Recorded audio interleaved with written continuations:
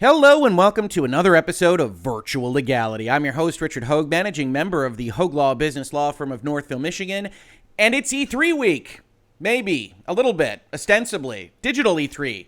Of course, E3 was canceled last year, and this year it's unclear exactly what E3 intends to be, except that Microsoft is having a big conference on Sunday, much like they do to prelude E3 week, as it has happened historically in the past. This time, of course, co-presenting with their wholly owned subsidiary Bethesda, and as part of setting up for that presentation, they went out today with a whole bunch of marketing, but it's interesting marketing, and I thought we would talk a little bit about it here in Virtual Legality because Microsoft, Xbox, they continue to separate from what has been the traditional model of selling video games into the market in very interesting ways. So I brought up an article from GamesIndustry Biz, which is largely a summary of what they went out with this morning, including the CEO of Microsoft himself, which is kind of a rarity. Gaming does not drive Microsoft's profits, even though it's becoming more and more prevalent in their reports and releases and things like that.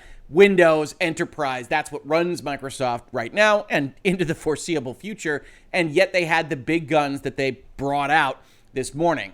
GamesIndustry Biz called it, Xbox wants to release a game every 3 months. The company lays out its ambition to reach billions of gamers. And we're just going to talk about some of these quotes as well as the post that they put up on their Xbox Wire blog feed to talk about what it is that they plan to do in the marketplace. So a couple of those quotes.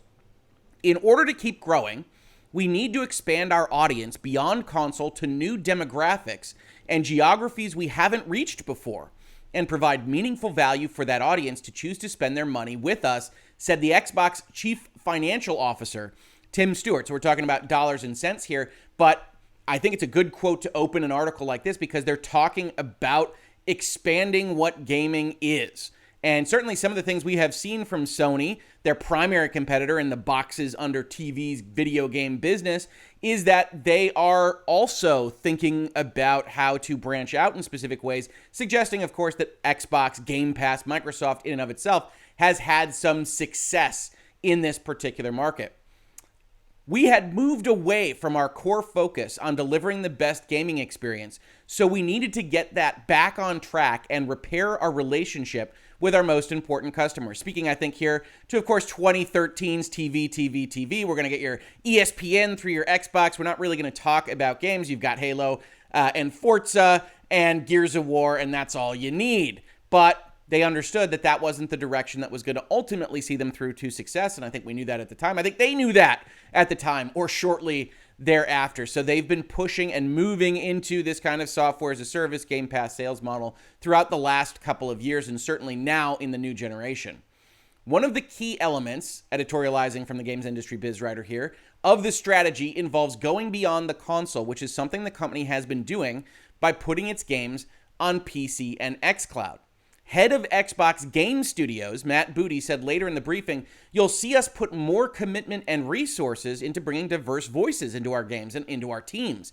As our audience expands around the world to include people from all walks of life, we need to foster and support people seeing themselves in their entertainment. Of course, talking about representation in the kinds of games that they make. I hope also representation in gamers that don't necessarily just want to shoot men down a hallway or aliens. Let's not leave Halo out of this discussion, but that want to engage in games in different ways. And one thing that I think Game Pass is really good at, you've probably heard me say it here in Virtual Legality and on other podcasts that I appear on, is that Game Pass, to me, is a tremendous indie sample buffet. That there are indie games that I just never know whether they're going to coalesce or come together in a fashion that's going to be nice, that I'm going to enjoy. And Game Pass capturing all those and putting them on their service helps me to try out things that I was unwilling to kind of guess at for the asking price, and sometimes I buy those. So sometimes everybody makes extra money from me, and that's really no surprise in gaming. I like to support game development on the whole. We want to get to a point of releasing a new game every quarter, which sounds pretty ambitious. A new game from Microsoft's internal studios, an exclusive to Game Pass and Microsoft. The math is as follows. Games take up to 4 or 5 years to make, and the reality is that not every project we start will make it to launch. But if you add all that up, that's how we've gotten to our state today, with 24 studios making games across a variety of genres. Yeah, if you assume there's 5 years of development, that's 20 quarters, then you've got 24 studios. You should maybe be able to hit a game a quarter. Of course, you've got a runway here that's going to take 3 or 4 years to get up and running. And then maybe you get those every game a quarter for Game Pass. And that's a good way to sell that product, I think. And we know that a thriving entertainment service needs a consistent and exciting flow of new content, so our portfolio will continue to grow as our service grows. You see, I highlighted that in red, and I highlighted it in red because portfolio could be games, just games on the whole. Of course, if you put development dollars into making games, you're going to have more games when you're done spending those dollars. But also, Microsoft has been buying companies up left and right, including this year's big giant purchase of Bethesda. And so when they say our portfolio will continue to grow as our service grows, sounds to me like they're indicating to the market that 24 studios, that feels good. But does it feel great? Don't know. Microsoft might have some new announcements either on the horizon or in relatively short order. Then we get, of course, everybody's favorite Xbox boss, Phil Spencer, who said the bottom line is that we simply put out more top quality games in front of more people than other companies. And certainly that is the ambition for Xbox, is to put out more top quality games. The question is, do they do that right now? I think the answer to that is pretty obviously no. PlayStation and Sony put out the best games the most often, but Xbox has been building up this portfolio of game companies to make those games. And so I view this as a little bit more aspirational than a reflection of what the current state of Xbox gaming actually is. Across the Xbox ecosystem, we're now reaching hundreds of millions of people every month, and our total addressable market is going to grow, while others are relatively static. Now, that's business speak, but what he's saying is that Game Pass is something new, that we're hitting other people that wouldn't necessarily go out there to their Best Buy, to their Walmart, wherever, and buy a box to put under their TV with the primary purpose of playing video games on it. So with their software, they can address a larger market than the people that are already invested in buying hardware. Now, that's also not exactly 100% accurate, as we can see from Sony's own numbers, which show that they've got 14.8 million that they're planning to sell in PlayStation 5s, and that would have been enough to sell through the PlayStation 4, and clearly demand has increased for the PlayStation 5 generation, and that's a reflection of a growing pie in video gaming altogether, including just those folks that are primarily selling boxes under television. So they're gilding the lily a little bit, and that's not unusual. This is a marketing video, and this is a marketing prep move for their big presentation on Sunday. But while Microsoft is moving into a different area, it's not like Sony isn't also growing and their PlayStation brand isn't also growing. Right now, we are the only platform shipping games on console, PC, and cloud simultaneously. Others bring console games to PC years later, not only making people buy their hardware up front, but then charging them a second time to play it on PC. And who in the world could Phil Spencer be talking about here? I love it when they take shots at each other with subtweets in interviews like this. But of course, if you don't know, Hermen Hulst just went out with an interview on the PlayStation blog, interviewed by himself, of course, just like Microsoft is doing here, that said, hey, how does PC fit into your worldview of PlayStation Studios? Well, I want to emphasize that PlayStation will remain the best place to play on our PlayStation Studio titles at launch. But we do value PC gamers and will continue to look at the right times to launch each game.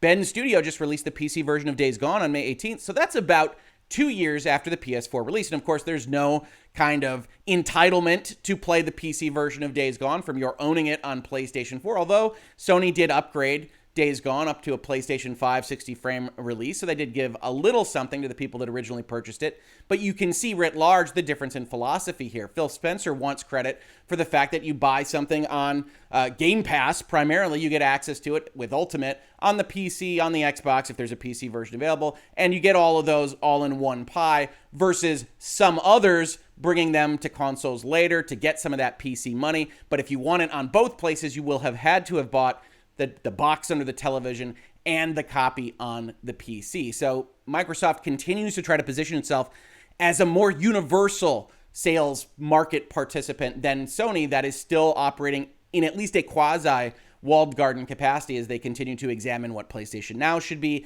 how much of a Game Pass kind of competitor they want. And of course, says Phil Spencer, all of our games are in our subscription service day one, full cross-platform included. Then we actually get Satya Nadella, Microsoft CEO, talking about gaming, which, as I said, is a bit of a rarity. We believe we can play a leading role in democratizing gaming and defining the future of interactive entertainment, quite frankly, at scale. There are really three, I think, areas or key areas where we believe we have incredible competitive advantage. First is our leadership in cloud computing. Second, the resources we have to build out the subscription value with Xbox Game Pass. And third is our overall focus on empowering creators. Certainly for the first two, I would tend to agree. Cloud computing, no question. Microsoft is one of the biggest leaders in that area. Second, resources we have to build out our subscription value. Yes, they have the most cash money. They can go and find Bethesda money in their couch cushions at Microsoft headquarters. They undoubtedly have the resources to do this, should they deign to do so, which it appears that they have. And then in terms of an overall focus on empowering creators, I really don't get an indication from Nintendo or Sony that they aren't empowering their creators for the most part, although you could get into arguments about Days Gone 2 and things like that. But I think all of the video game platform hardware manufacturers, Nintendo, Sony, and Microsoft, really do appear to be doing right by their individual owned creators. Perhaps the question is the partner creators, and maybe that's something that Microsoft thinks they can have a competitive advantage on. But certainly the first two, the technology and the cash money, are things that Microsoft can use to win a fight on this scale. In both consumer and enterprise, and this is Phil Spencer again, we are moving from packaged products and towards ongoing engagement and service-based relationships, much, I know, to the chagrin of a lot of old school video gamers, that things really are moving towards games as a service, really are moving towards software as a service, because recurring revenue is the coin of the realm right now when you're looking at financial statements of tech companies in general, and then video game companies being a subset of that technology industry. In gaming, that's exactly what we're driving with Xbox Cloud Gaming and with Game Pass. But what makes us different from a service like Netflix is that we give players both options, a subscription package and also a full retail store. And we're seeing the positive results in our financials. Yeah, that's right. You can go and you can buy a game on Xbox if you want, or you can buy it through Game Pass, get it for a little while, even buy it at a discount if you're using that Game Pass. And they're figuring out what that model looks like and certainly keeping their options open from there. Spencer said that Xbox believes it will increase its market share on console because it has both the lowest priced next-gen machine in Xbox Series S and the most powerful console in Xbox Series X.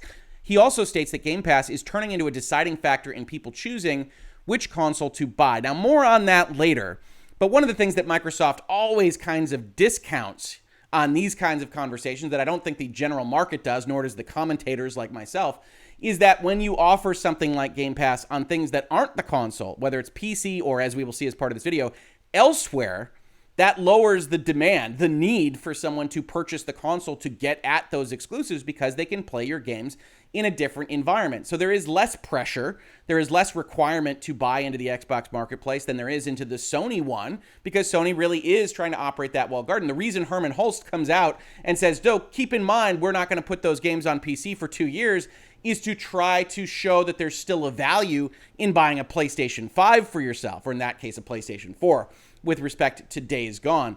And so there are different philosophies here, and Microsoft is a little bit trying to have its cake and eat its too by saying, oh, we're still going to sell more consoles than we otherwise would have. And that's an open question. Now, that's a question that really doesn't matter to Microsoft. The question that matters is that bottom line number, because if they sell enough Game Passes, it doesn't really matter where that money is coming from, although it might change their philosophies in terms of research and development on the next generation, if there is one, for Microsoft. We are here to bring joy and community of gaming to everyone on the planet. To achieve that, our aspiration is to empower everyone to play the games you want with the people you want anywhere you want. Of course, the open question there is playing it on a PlayStation, playing it on a Nintendo, and we'll see how that might work as part of this video. That's a big change to how this industry has traditionally worked. In the past, a lot of game companies have been about locking players into certain hardware and erecting barriers between players. We are taking a different approach because we believe that games, that interactive entertainment, aren't really about hardware and software. It isn't about pixels. It's about people. Games bring people together. Games build bridges and forge bonds, generating mutual empathy among people all over the world. Joy and community. Some might say love and respect. That's why we're here. And we want everyone on Earth to be able to join in, no matter what device they have access to or where you are, and without spending a lot of money on every bit of individual entertainment. Now, again, they're a business. They are trying to make the most money. They're trying to get that bottom line number as high as possible. But here they say, well, we want to reduce barriers to entry. We want to sell more people $15 of video games than solely relying on fewer people buying $600 of video games. And that's certainly a business strategy, and we'll see how it plays out for them. Seems to be playing out for them fairly well so far. And that's Phil Spencer, that's Nadia Satella, that's the CEO of Microsoft, that's Microsoft in general, coming out and talking about the business of what they want to do. Then they give more specifics in a news release that they released at basically the same time here, called Bringing the Joy and Community of Gaming to Everyone. And they repeat some of what Phil Spencer said about joy and empathy and everything else. And then they talk about Xbox Game Pass. Xbox Game Pass members play 30% more genres and play 40% more games. Now, I think I play all the genres already, so I think I'm lowering their number there just by being an Xbox Game Pass subscriber.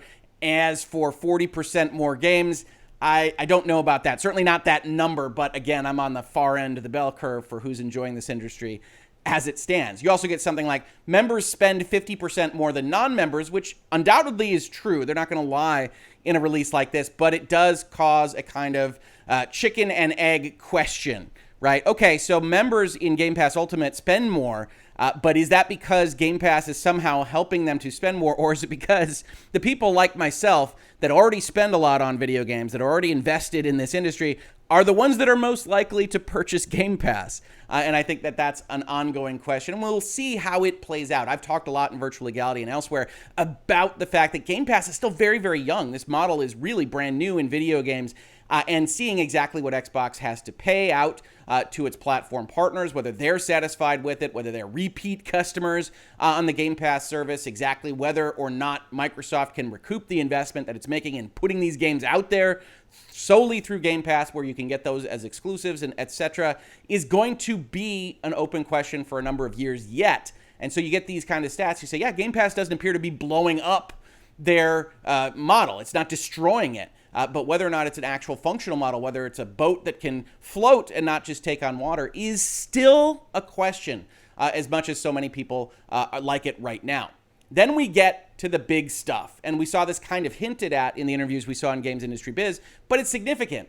Xbox is working with global TV manufacturers to embed the Xbox experience directly into internet-connected televisions with no extra hardware required except a controller. Now, that's big, big news. They want it to be on your Panasonic, on your LG, what have you, as an app that you can go and you can cloud game effectively. Their Game Pass games from your TV with just a controller. Really the dream for what Google Stadia was, but with Microsoft and, actual games on the service that people want to play. Now, will it work? Don't know. People certainly have been enjoying xCloud, at least if my social media timelines are any indication. But this is a big deal, not only because they could get Game Pass into more people's hands, they could get more people subscribed to it, but also for that prior reason that we talked about, which is if you don't need an Xbox and this service really works as advertised, then you don't need an Xbox. And that will have a depressive effect on the sales of those boxes, but Microsoft doesn't care if it's making enough money through Game Pass. Xbox is also exploring new subscription offerings, setting new tiers. What that might look like, we don't know. So more players around the world can experience the most immersive and fun games across devices, geographies, and financial realities. So financial realities suggests to me that they're looking at discount tiers. They're looking at maybe something that has an access component. Netflix, before it was all digital, used to have something that said, hey, you spend a certain amount of money and you get a certain amount of discs sent to you in the mail, and you spend a little bit more, you get more discs. It's possible that you could take the buffet model of Game Pass and reduce it in some fashion. Say, yeah, you get a buffet model, but you could only have X amount of games that you play in any given month. So you can check out everything, but you can only play a certain number. Or you could have other things that could get you to a discount level. It's a little bit unclear because part of the attractiveness of Game Pass is you buy it and you don't have to think about it, and you have all these games available to you. You could also potentially have a premium tier and a not premium tier. That might feel bad for just looking at the library of Game Pass games. It's unclear what they're looking at, but they are looking because Game Pass is their next generation console. It really isn't the Series X or the Series S as much as they'd like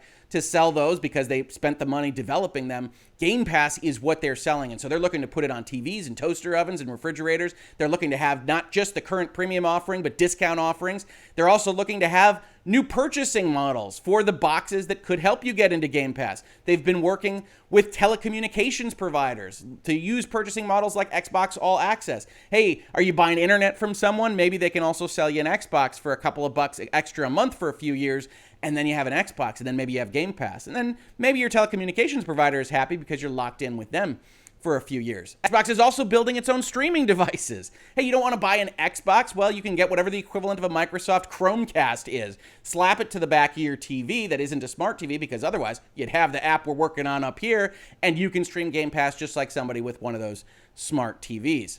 And in the next few weeks, cloud gaming on browser will open to all Xbox Game Pass Ultimate members. With Edge, Chrome, and Safari support, players will be a click away from gaming on almost any device, which means if you could get that really working and you've got a device like, a PlayStation with browser support, you might actually be able to play your Game Pass games on a PlayStation using the browser feature. And so Xbox clearly has wide ambitions for what this service is, putting them on boxes and TVs and everything else that you can imagine to get them in front of people. You also see that they reference, again, their 24 studios, and they say, come check out our display of video games, which for them really needs to be a flex of content, a flex of power, not just Halo, which I know everybody's excited about seeing again, hopefully in a better state than we saw it last summer, but to show that there's a breadth of offerings, that Game Pass is where you want to be. And to be honest with you, I'm not so certain that Microsoft isn't going to knock it out of the park. I'm certainly hopeful for them. People come in here and they see a video like this and they say, I'm an Xbot and I love Xbox. I tell you what I love. I love video games. I love consoles. I love success. I don't like to see the Wii U languishing out there. I like to see the Switch succeeding. I don't like to see TV, because that means Microsoft isn't in the game. I like to see all of these companies at full power, making the best games for the most people, because Phil Spencer, blows a lot of smoke. But he's right. Gaming is great. It can bring people together. And it can bring people together in a Game Pass setup, in a PlayStation 5 setup, in a Nintendo Switch setup. I want all of them to succeed. I very much hope that there's really awesome stuff that they show. And certainly, as a business-minded guy, a guy with economics background and a law background, obviously, I like to see new stuff tried in these environments. And I think Game Pass and Microsoft is willing to put their money where their mouths are. And it's really, really exciting and interesting to see. This has been Virtual Legality for today. If you enjoy talking about the business and law of things like video games and video consoles and E3, please do consider supporting the channel. We've got a Patreon, Streamlabs, a store to buy things at, or just subscribing and telling your friends or forums or the rest of the internet that we're here having these conversations. Every little bit helps. If you caught this on YouTube, thank you so much for watching. And if you listen to it as a podcast, thank you so much for listening. And I will catch you on the very next episode of Virtual Legality. Virtual Legality is a YouTube video series with audio podcast versions presented as commentary and for education and entertainment purposes only. It does not constitute legal advice and does not create an attorney-client relationship. If you have legal questions about the topics discussed, please consult your own legal counsel.